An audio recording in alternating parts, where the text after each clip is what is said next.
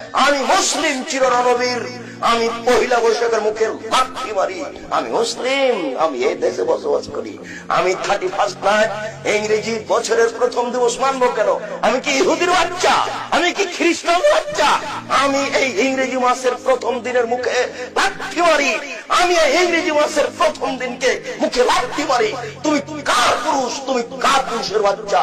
তোমার শরীরে পুজ আছে, তুমি মূর্খ, তুমি বর্বর, তুমি অসভ্য।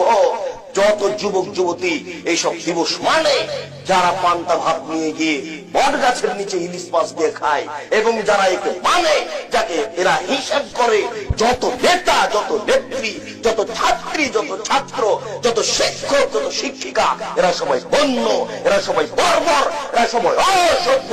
যারা এইসব দিনকে পালন করে, আমি আব্দুর রাজ্জাক যদি তাদের মূর্খ প্রমাণ না করতে পারি, আমি জাতির সামনে জিন্দেগি তার কোনোদিন আসবো না। আজকে শেষ করলাম, আমার মরা পর্যন্ত সময় থাকলে বলেন কি আপনি?